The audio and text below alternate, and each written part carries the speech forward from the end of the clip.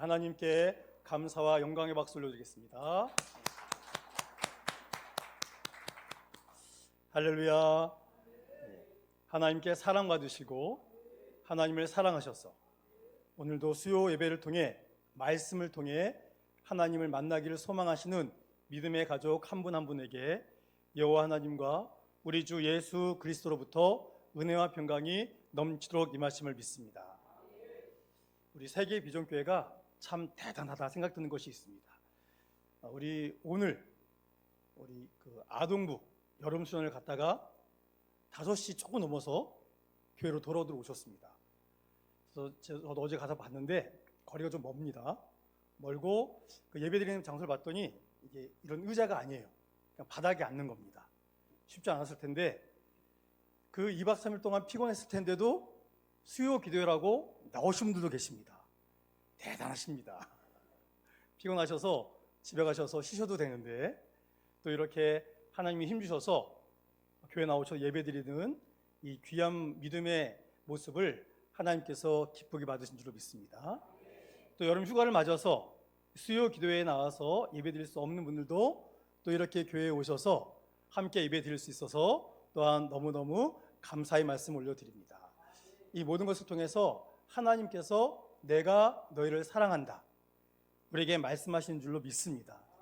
그리고 제가 이렇게 튼튼해 보이는데 살짝 약해가지고 지난주 수요일부터 살짝 좀 상태가 안 좋아지더니 주일 또 새벽 예배 때 우렁찬 목소리로 말씀을 못 전하고 또 우리 성도님들과 악수하고 포옹하면서 인사 못해서 속상했는데 하나님께서 이렇게 또 건강을 회복시켜 주셔서 또 아직 100%는 안 된 것 같지만 또 이렇게 힘있게 우리 성도님들과 말씀을 통해서 만나게 해주신 하나님께 또한 정말로 감사를 드립니다.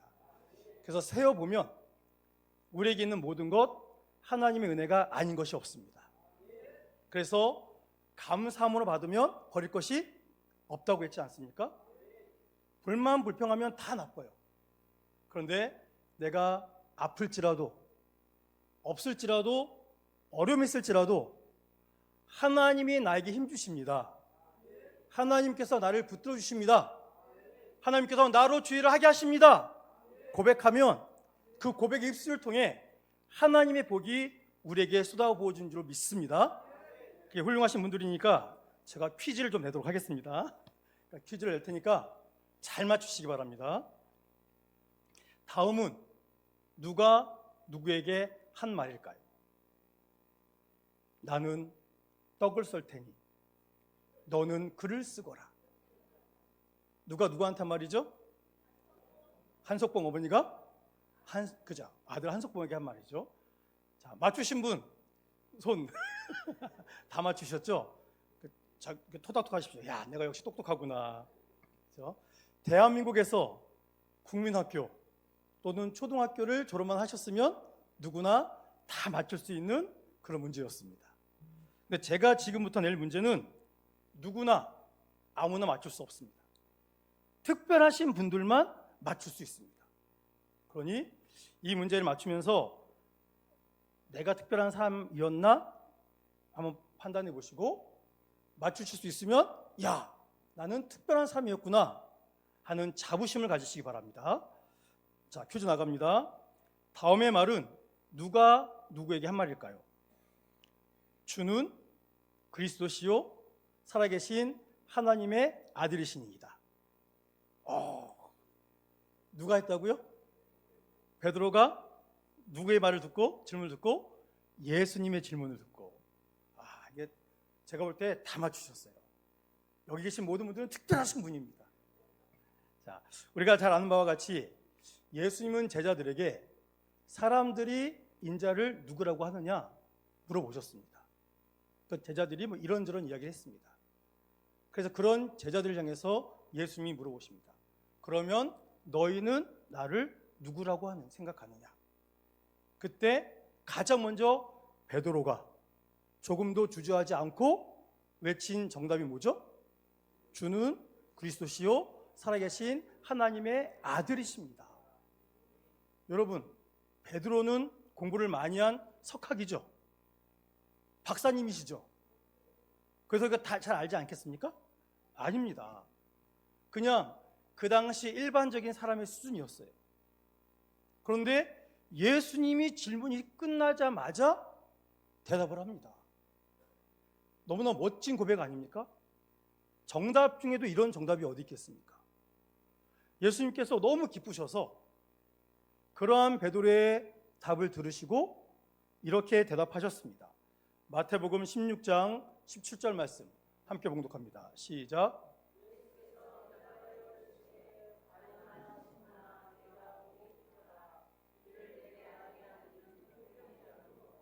하늘에 계신 내 아버지시니라. 아멘.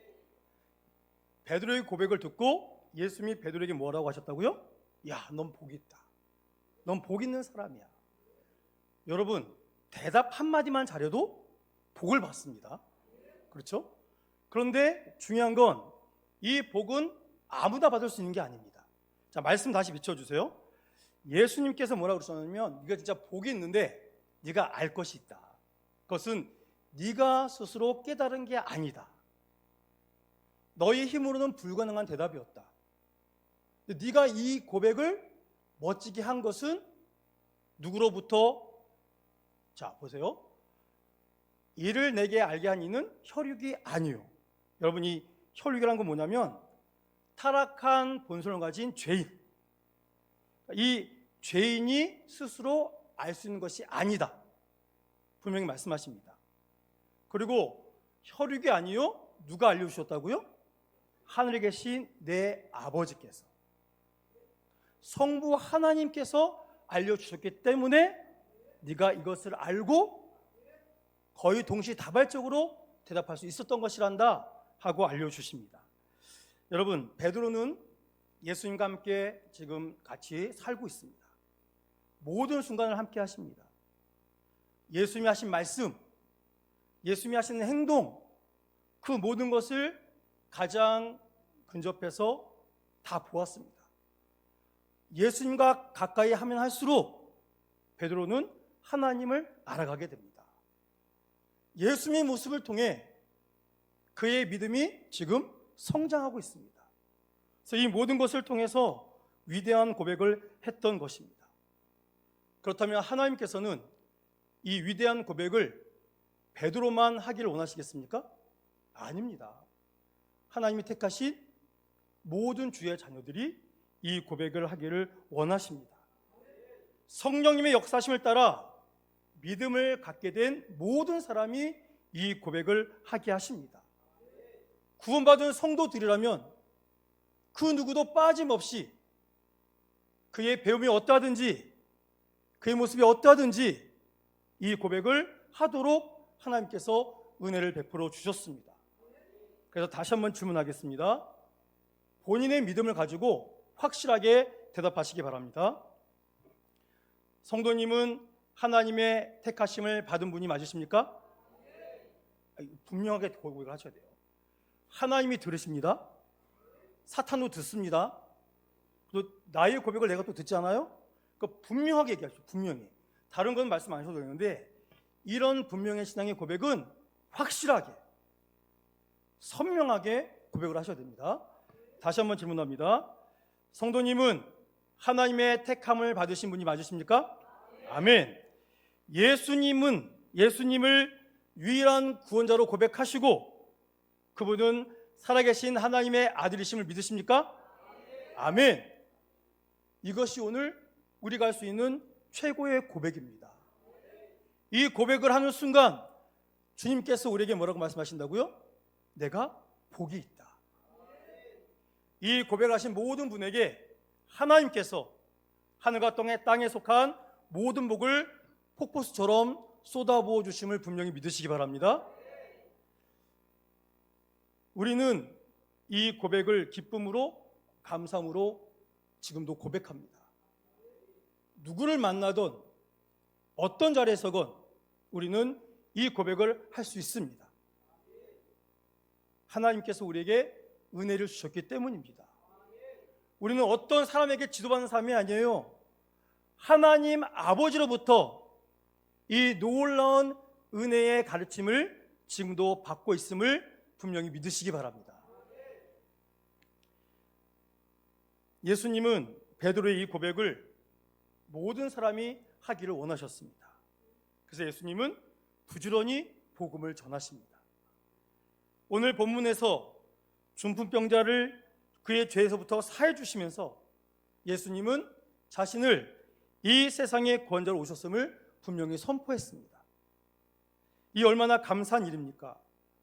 예수님은 자기에게 찾아온 그 수많은 사람들에게 이 모든 기쁜 소식을 전해주셨습니다.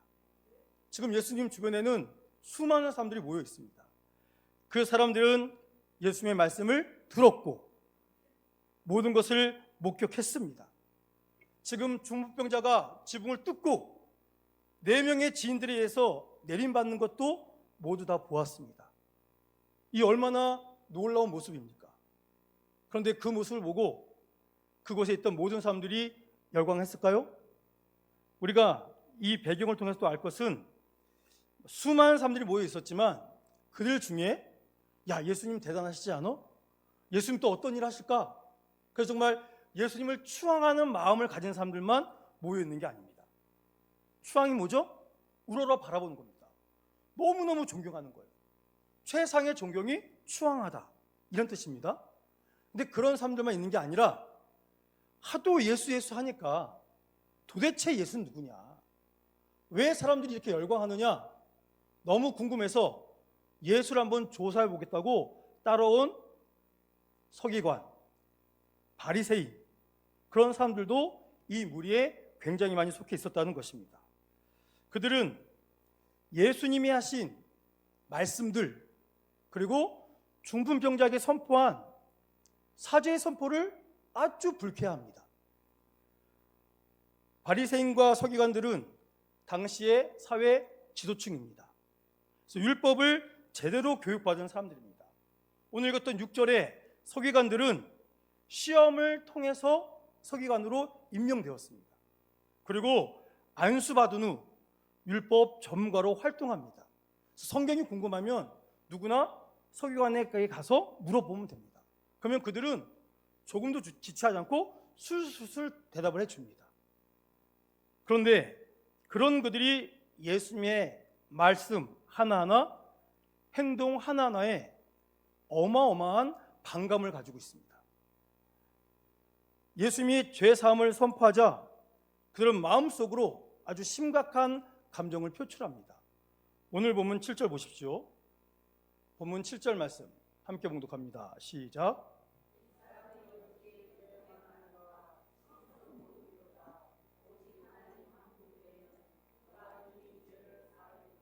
아멘.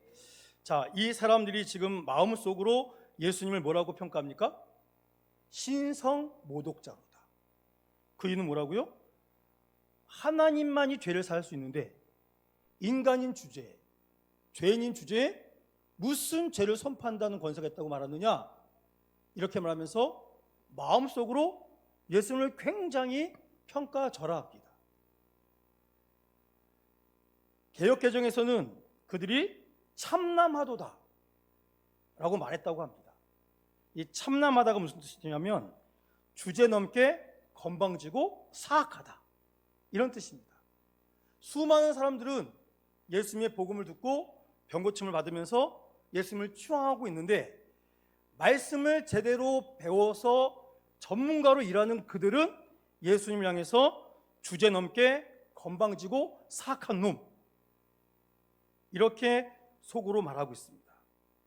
그리고 지금 너무나 많은 사람들이 있으니까 자신들이 그들이 추앙하는 예수에 대해서 나쁜 말 하면 자신들이 어려움 당할까 봐 입을 꾹 닫고 있지만 그의 눈으로 예수님을 바라볼 때 아주 경멸의 눈, 저주의 눈, 니깐 놈이 뭔데 감히 신성을 모독하느냐, 그런 눈으로 지금 예수님을 바라보고 있습니다. 그들의 속마음을 예수님이 아실까요? 모르실까요? 다 아시죠. 예수님이 지금 다 보십니다. 저도 이렇게 단상에서 보면 저를 보시면서 이게 추앙까지는 아니지만 조 목사님 좀 괜찮다 이렇게 보신 분도 계시고 저놈은 누굴까?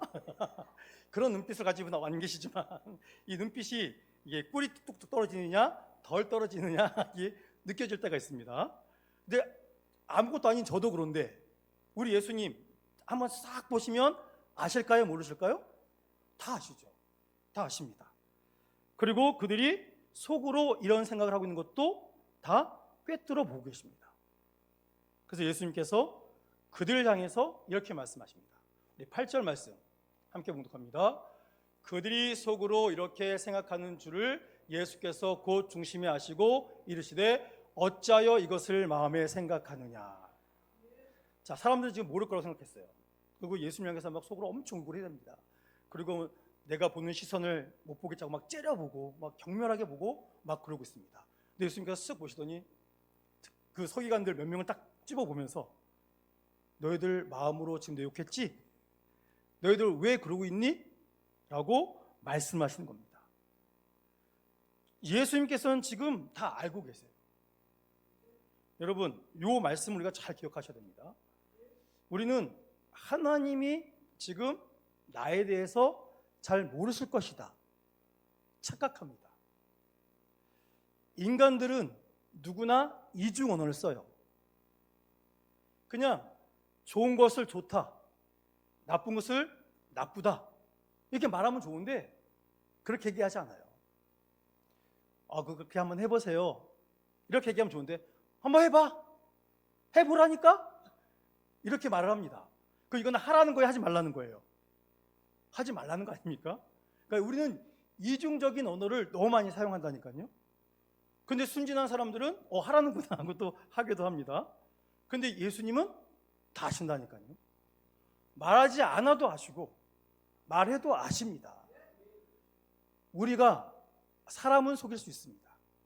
그런데 하나님은 속일 수 없습니다. 하나님은 나조차도 나를 속이고 있는 것까지도 다 아십니다. 그러니 제발 하나님 우리가 속일 수 있다 이런 생각을 하시면 절대 안 됩니다. 하나님은 우리의 머리카락까지 다 세신 바 되셨다 말씀하고 있지 않습니까? 반대로 말하면 주님은 우리의 마음을 다 아세요. 그러니까 주님께 나가서 다른 말 안 하셔도 돼요. 그냥 주지. 너무 힘들 때는 그냥 주지. 우리의 작은 시임에도 응답하신 분이 누구십니까? 우리 주님이시잖아요. 그러니까 힘들고 어려운 일이 있거나 또 기쁘고 즐거운 일이 있을 때 모든 순간에 주님께 나아가셔서 주의 이름을 부르시고 주님 제 마음 아시죠? 하나님 제 마음 다 알고 계시죠? 그리고 주님 앞에 다 쏟아놓으면 하나님께서 가장 좋은 길로 우리들을 인도하신 줄로 분명히 믿으시기 바랍니다. 그래서 예수님께서는 그들의 생각을 다 하시고 내가 지금 너희들이 무슨 생각, 무슨 말하고 있는 것 내가 지금 다 알고 있다라고 말씀하십니다. 그러면서 주님께서 이 9절에 뭐라고 말씀하십니까? 함께 봉독합니다. 중풍병자에게 뇌제 사함을 받았느니라 하는 말과 일어나 내 상을 가지고 걸어가나 하는 말 중에서 어느 것이 쉽겠느냐. 아멘. 예수님이 갑자기 이 말씀을 왜 하셨을까요? 그러니까 서기관 중에 누군가가 그런 말을 한 겁니다. 나라도 죄사했다는 말을 하겠다. 그런데 중풍병자, 지금 이 중풍병자의 상황이 어떻습니까? 쩔뚝쩔뚝 걸어왔습니까? 아닙니다. 전혀 움직이지를 못해요. 그리고 너무나 병약한 상태입니다. 그래서 4명의 지인들이 그를 데리고 와서 예수님께 지붕을 뚫고 내려주지 않았습니까? 얼마나 지금 상태가 안 좋은 거예요. 왜 그런 거예요? 우리가 죄가 사해졌는지 안 사해졌는지 모르니까 정말 당신이 그런 능력이 있으면 중풍병자에게 병이 나았다라고 선포를 해봐라. 그래서 지금 내 눈앞에서 중풍병자가 벌떡 일어나서 걸어가면 내가 믿기나 하겠다 라고 누군가 마음속으로 그렇게 얘기하고 있는 거예요.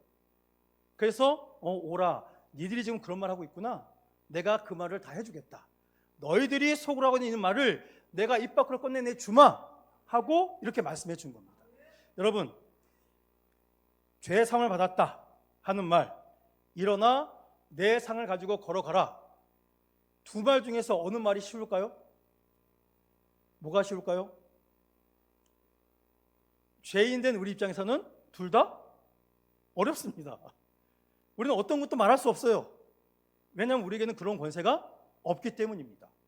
그런데 예수님에게는 권세가 있으시죠. 죄 사하는 권세도 있으시고, 병 고치는 권세도 있으시고, 죽은 자를 살리는 권세도 있으십니다. 예수님에게는 그 어떤 것도 문제가 되지 않습니다. 그런데 인간의 생각엔 죄 사했다? 이건 우리 눈으로 확인할 수 있어요, 없어요?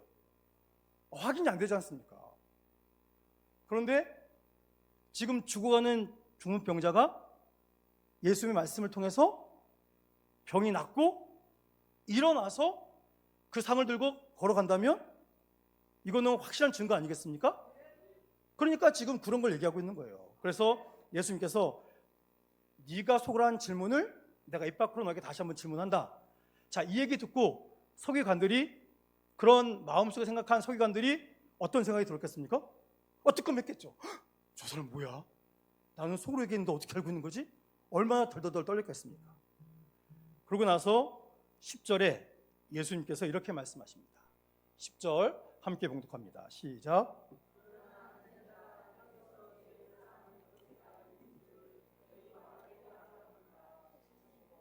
중풍자에게 말씀하시되, 예수님에게는 이거나 저거나 문제가 안 됩니다. 그런데 오늘 10절이 뭐라고 그랬습니까? 그런데 내가 지금 한 일을 이룰 것이다. 이룰 것인데 그 이유는 뭘 알게 하신다는 것입니까?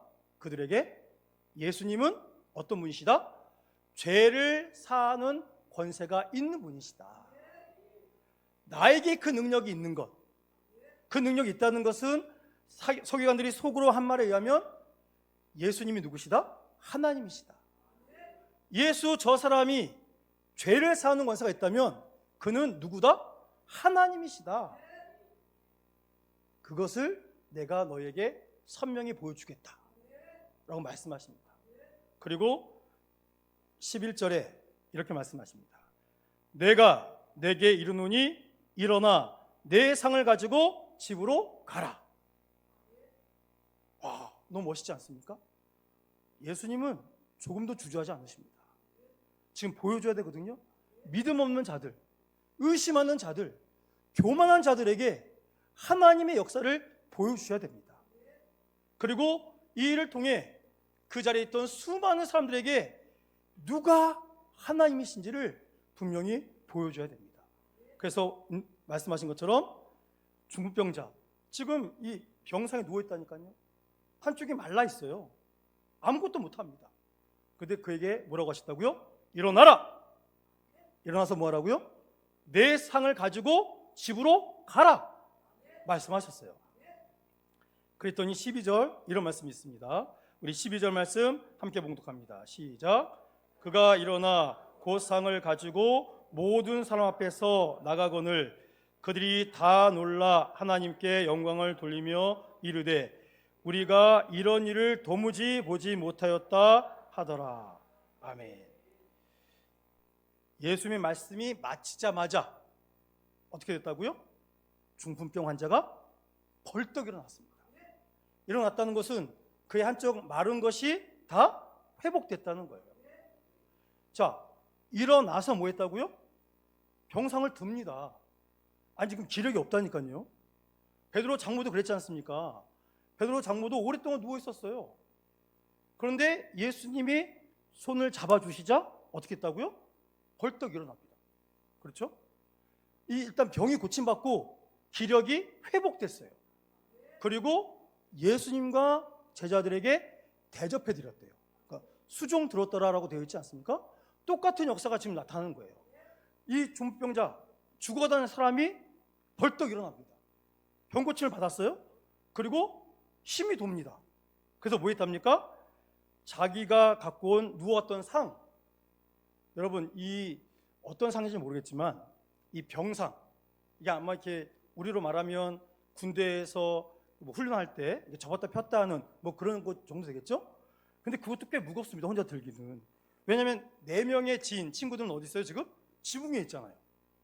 그 사람들 와서 데리고 간 거 아닙니다. 그들은 위에서 계속 지켜보고 있는 거예요. 근데 예수님이 말씀하시자 중풍병자가 모든 것이 회복되어가지고 내가 언제 아팠었냐? 그런 사람처럼 병상을 들고 정말 갔다니까요. 그 모습을 보고 서기관들도 놀라고 예수님을 추앙해서 모였던 모든 사람들은 더 놀랐겠죠. 자, 근데 중요한 건 놀라고 끝난 것이 아닙니다. 12절 중간에 보니까 그들이 다 놀라 무엇을 했다고 적어놨죠? 하나님께 영광을 돌렸더라. 여러분, 하나님의 기적의 역사가 나타난 뒤에는 반드시 이런 일이 뒤따라옵니다. 그게 뭐라고요? 하나님께 영광을 올려드립니다. 여기에 사람들이 예수님께 영광을 올렸더라 그런 게 있어요, 없어요? 없습니다. 하나님께 영광을 올려드렸더라. 그러니까 이 모든 일은 누가 하신 거예요? 하나님이 하신 겁니다. 여러분, 오늘 우리가 주의 도구로 쓰임받을 수 있습니다. 그런데 우리가 사람한테 집중하면 돼요? 아닙니다. 우리는 하나님께만 집중해야 돼요. 하나님, 누구누구를 통해서 이 일을 이루셔서 감사합니다. 하나님 영광 받으십시오. 박수 쳐드리고, 그리고 그 도구로 쓰임받는 사람도 격려하고, 또 고맙다고 표현하는 건 나쁜 거 아닙니다. 근데 중요한 건 하나님의 역사가 나타났으면 이 일을 통해 모든 사람들이 무엇을 해야 된다고요? 하나님께 영광을 올려드려야 됩니다. 저는 우리 세계 비전교회가 크든 작든 믿음의 일을 잘 이루었으면 그 모든 일을 통하여 하나님께 영광 올려드리는, 하나님이 기뻐하시는 믿음의 공동체가 되기를 주의 이름으로 축원합니다. 각 가정에 하나님께 기도드렸더니 하나님이 응답하셨더라. 그러면 가장 먼저 무엇을 해야 됩니까? 하나님께 영광 올려드려야 됩니다. 부모님은 자녀들에게 야, 하나님이 하신 일이다. 하나님이 엄마 아빠를 통해서, 하나님이 너를 통해서 이 일을 이루어주셨다. 하나님이 우리와 함께 하시다는 증거다 하면서 모든 것을 하나님께로 향하게 하는 이 아름다운 믿음의 길을 우리가 걸어가야 될 줄로 분명히 믿으시기 바랍니다. 사랑하는 성도 여러분, 하나님이 말씀하시면 동시에 모든 일이 이루어집니다.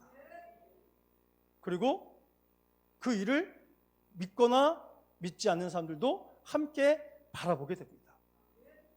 자, 10절 끝에 보니까 그들이 하나님께 영광 돌린 이유는 우리가 이런 일을 도무지 보지 못하였다. 자, 여러분 생각해 보세요. 지금 우리가 그 현장에 있다고 생각해 보십시오. 눈앞에서 순식간에 일이 역전이 되어버렸어요. 그러면 우리들 마음에 기쁜 마음이 먼저 오겠습니까? 두려운 마음이 오겠습니까? 두려운 마음이 와요. 하나님이 이곳에 임재해 계시다. 그러면 기쁨 전에 두렵습니다. 왜요? 우리는 뭐기 때문에? 죄인이기 때문에. 참 신기한 게요, 사람이 아프잖아요?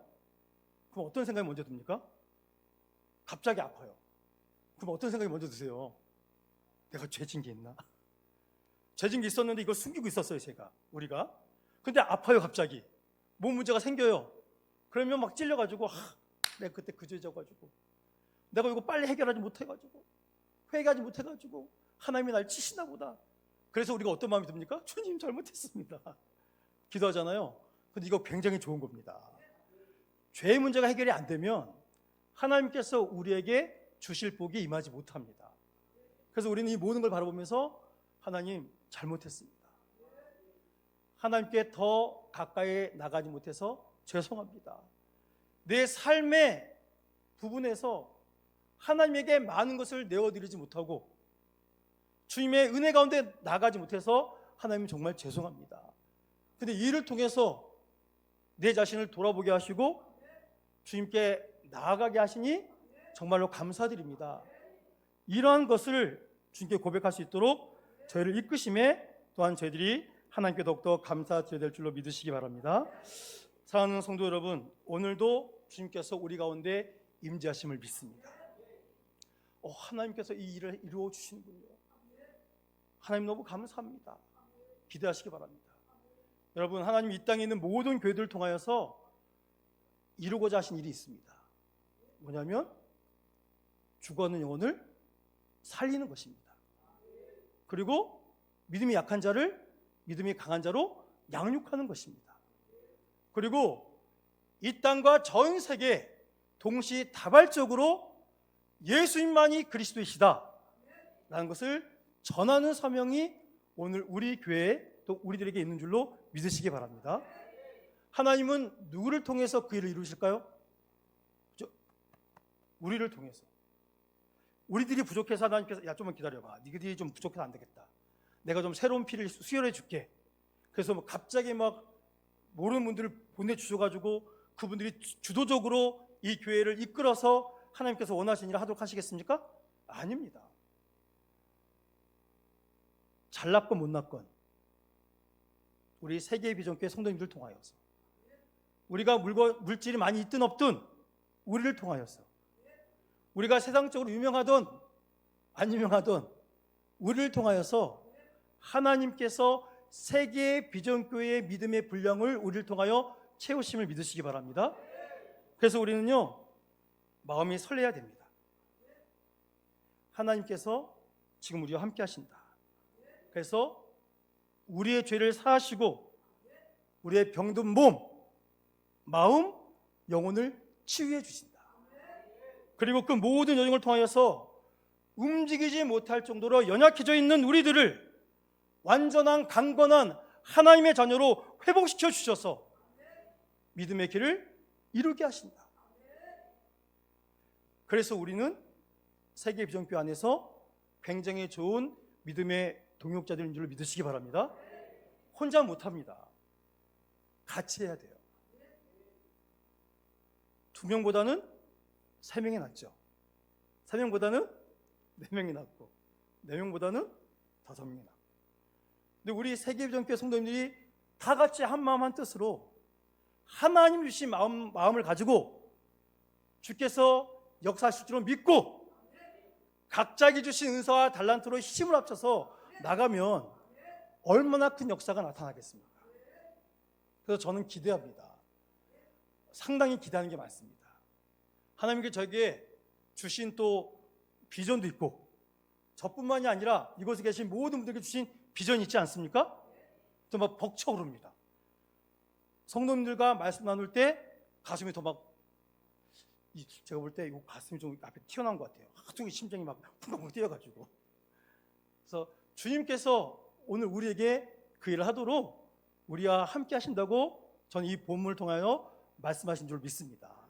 그래서 우리 세계비전교회 성도님들과 우리를 통하여 또 만나게 될 이 땅과 또 전 세계에 있는 분들과 함께 오늘 12절에 있는 것처럼 너무 놀라서 하나님께 영광 올려드리며 내가 전에는 이런 일을 본 적이 없다, 하나님이 하신 큰 일을 본다 하고 함께 기뻐하며 주님께 영광 올려드릴 이 일을 우리를 통하여서 더욱더 풍성히 이루실 줄로 믿습니다. 설교 제목이 무엇이죠? 설교 제목, 이 땅에 오신 이유. 그렇죠? 1절부터 12절을 3주 동안 하고 있는데, 자, 마가복음 2장 1절부터 11절을 통하여서 예수님이 이 땅에 오신 이유가 무엇이라고 말씀해 주시죠? 먼저 2절에 보니까 예수님께서 뭐 하셨더라? 도를 말씀하시더라. 예수님이 이 땅에 오신 이유는 하나님 나라의 복음을 우리에게 전해주기 위해서입니다. 그리고 또 10절에 있는 말씀처럼 예수님이 이 땅에 오신 이유는 예수님만이 이 땅에서 죄를 사는 권세가 있는 줄로 알게 하시기 위해서, 바꿔 말하면 우리에게 하나님 나라의 복음을 전해주시고 그리고 우리의 죄를 용서해 주시기 위해서, 우리의 죄를 없애주시고 깨어진 하나님과의 관계가 다시 회복되도록 해주기 위해서 이 땅에 오셨다 하는 것을 분명히 알려주십니다. 그러니 이 복을 받은 우리들이 가만히 머물러 계시지 마시고 적극적이든 소극적이든 주님이 오신 이 땅에 오신 그 이유를 이 땅에 있는 사람들에게도 알려주시고 전하셔서 우리 세계의 비전교회 성도님들이 밟는 땅마다 주님의 지경이 되는 그런 아름다운 복을 받는 우리 모두가 되시기를 예수님의 이름으로 축원합니다. 기도하겠습니다.